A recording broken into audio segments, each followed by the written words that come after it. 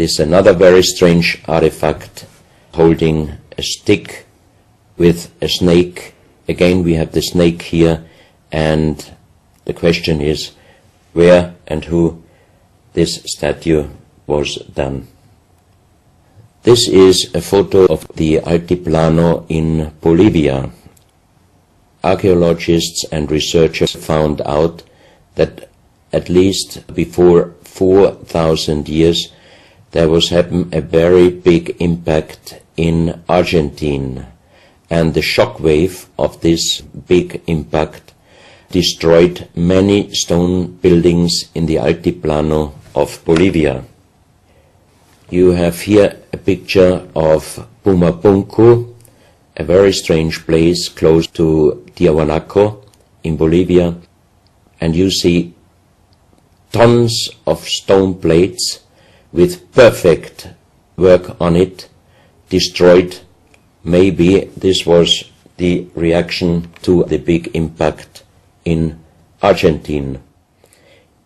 Here you have my friend Giancarlo Bonfanti, Italian researcher, in the center of the so-called Sun Gate in Tiahuanaco in Bolivia, and some researchers write that the figurines on top of this side of the Sun Gate are showing the Venus calendar. Here you have one of the big stone plates from Pumapunku, and you can see how perfect this stonework was done. And the question is, could you do such perfect work with simple tools? Close to this area, they found skeletons with a size of 2.6 meters. And the picture on the top shows you the skull of one of these skeletons, and it looks like it is deformed, but definitely these skulls are not deformed. They are natural style, like an egg. On this photo you see how strong the jaw of those skulls were. This is a front view, and the most interesting photo is this one, because you can see that the top of the skull does not have the 3 plates which we have as Homo sapiens, and that shows us that these skeletons are not Homo sapiens. What we might be able is doing a DNA check and an age dating on these skeletons, because we are very much wondering what kind of humans did exist long time ago and how long ago. On the next pictures I show you some artifacts found close by the real giants, and when I first time got this mask in my hands I tried to look through the 2 eyes. At that time I didn't know that they were belonging to 2.6 meter skeletons, and I was just wondering, why did they make masks where you can only look out from one eye? But after knowing that those people were over 2.5 meters, I could imagine that their skull was of course bigger than our skull, and that's why these masks were for us oversized.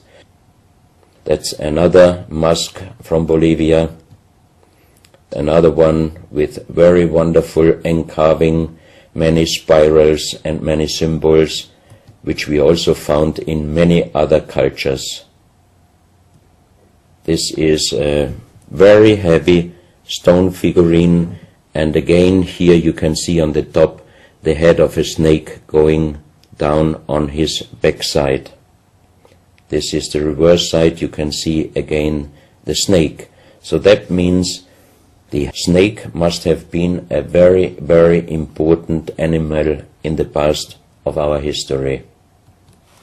Here you can see a stone flute. The strange thing is that the vibration of the sound of these stone flutes is exactly the same as our brain waves. So that means maybe those flutes were used for meditation or for healing purposes. And each 2 holes are connected perfectly with each other. That means you can make perfect holes into this very, very hard stone, but how you connect with simple tools the two holes on the bottom, this would be, even in our days, a very difficult work to do. Because it's in the shape of a U and it curves around inside the stone. That's right. And with simple tools, you are definitely not able to do such a work. And even the holes are very precise. This is the form of a boat, and you have 3 flute pipes at the end. Here you can see how perfectly they were made. This is another flute, very small. You can use it only with very soft blowing, and the sound is like the sound of the dolphins. This is an artifact where we do not have any idea for what purpose it was used. Now we are in Colombia. On the next few photos, I show you very strange artifacts from Colombia in South America.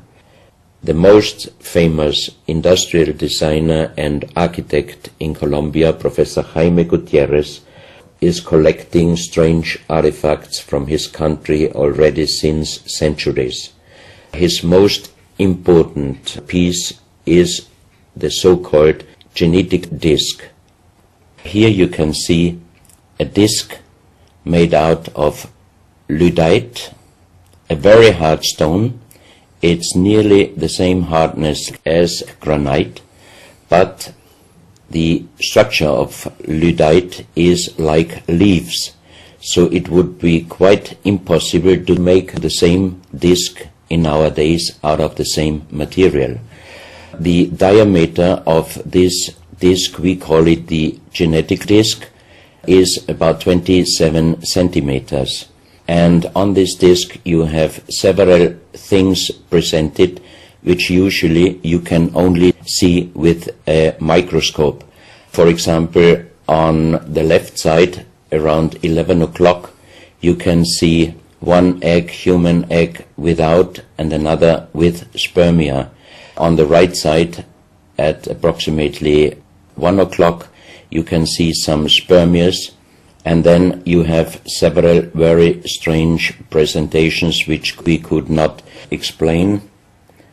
But here on the left side you have a microscopic photo from the inside of a lady done by a Swedish photographer, and you can see that the egg without and with spermia looks exactly like the presentation on this genetic disc.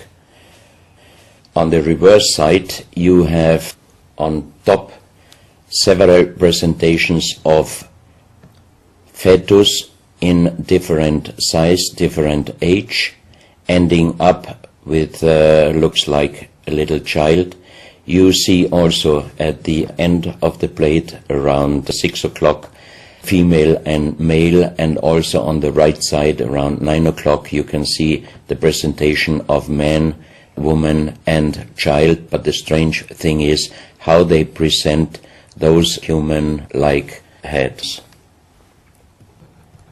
Here you can see a knife done by the same material, lyddite. On top of the knife, on the handle, you have mother's head, beyond you have the child's head, and the umbilical cord is going around the neck of the child. So that means this knife would have been used to cut the umbilical cord, saving the child's life. This is a close-up mother, child and umbilical cord. This is an instrument. It might have been used for helping the child coming out, leaving the mother, when there were some complications. And it is also made out of the same material, lyddite. You have here the vagina and the child's head coming out, and on the reverse side you can put only your thumb inside. That means you can only use this instrument with your fingers, meaning